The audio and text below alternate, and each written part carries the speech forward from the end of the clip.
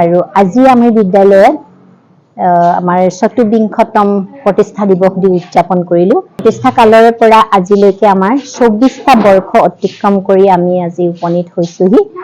এই বৰ্ষটোত আমি বিদ্যালয়ত পৰম্পৰাগতভাৱে পাশ্ৰীৰ পত্ৰিকা, ছাত্ৰ-ছাত্ৰীসকলৰ হাতে লিখা আলোচনী আৰু আমাৰ বিদ্যালয়ৰ শ্ৰেষ্ঠতম কেইটামান বঁটা থাকে, সেই বঁটা আমি প্ৰদান কৰোঁ।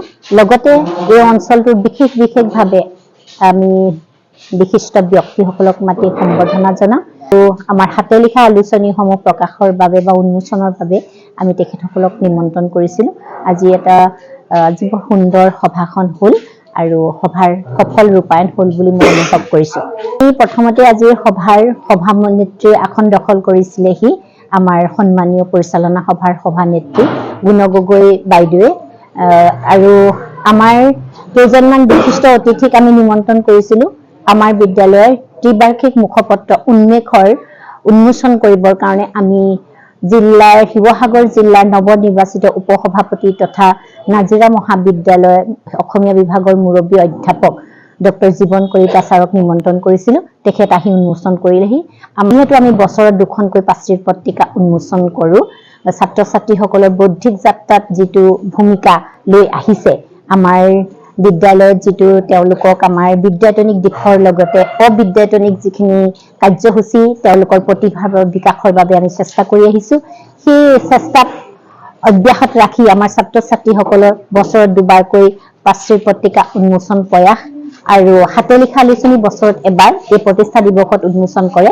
৫ম শ্ৰেণীৰ পৰা আমি দ্বাদশ শ্ৰেণীলৈকে, যিহেতু আমাৰ বিদ্যালয় এখন ছিনিয়ৰ ছেকেণ্ডেৰী স্কুল, গতিকে আমাৰ ৫ম শ্ৰেণীৰ পৰা প্ৰেৰণা নামেৰে আমাৰ ছাত্ৰ-ছাত্ৰীসকলে হাতে লিখা আলোচনী প্ৰকাশ কৰে। ৬ষ্ঠ শ্ৰেণীৰ সূৰ্যোদয়, ৭ম শ্ৰেণীৰ কাচিয়লি, ৮ম শ্ৰেণীৰ সঞ্চাৰিণী দীপশিখা, ৯ম শ্ৰেণীৰ জ্ঞানজ্যোৎস্না, ১০ম শ্ৰেণীৰ মাজুলী, একাদশ শ্ৰেণীৰ প্ৰতিশ্ৰুতি আৰু দ্বাদশ শ্ৰেণীৰ সংকল্প শিক্ষা নামেৰে আমি এটা শুভ নামাকৰণে নামাংকিত কৰি ছাত্ৰ-ছাত্ৰীসকলৰ আলোচনীসমূহ প্ৰকাশ কৰিছোঁ। ইয়াতে আমাৰ আজি বৰ ভাল লগা, আজিৰ দিনটোত আমাৰ গেলেকীয়া আঞ্চলিক ছাত্ৰ সন্থাৰ সভাপতি হেমন্ত গগৈয়ে ঘোষণা কৰিছে তেখেতৰ মাতৃ মিনু গগৈ সোঁৱৰণীত আমাৰ বিদ্যালয়ৰ আটাইতকৈ যিজন ছাত্ৰ অমায়িক, সেইজন ছাত্ৰকো তেওঁ মাতৃৰ সোঁৱৰণত এটা বঁটা প্ৰদান কৰিব। আৰু ইতিমধ্যে আজি কৰিছে, সেইজন ছাত্ৰক আমি নিৰ্বাচিত কৰি দিলোঁ, বিশাল চাহু ৯ম শ্ৰেণী।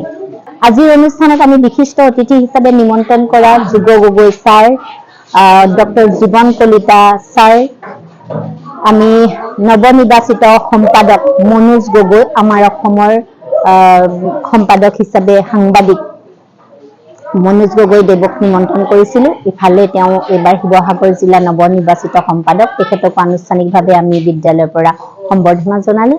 আৰু লগতে তেখেতৰ লগতে বীৰ লাচিত কলেজৰ সহযোগী অধ্যাপক ডক্টৰ সীমান্ত বৰুৱাদেৱো আহি দুআষাৰ বক্তব্যৰে আমাৰ ছাত্ৰ-ছাত্ৰীসকলক উৎসাহিত কৰিলে।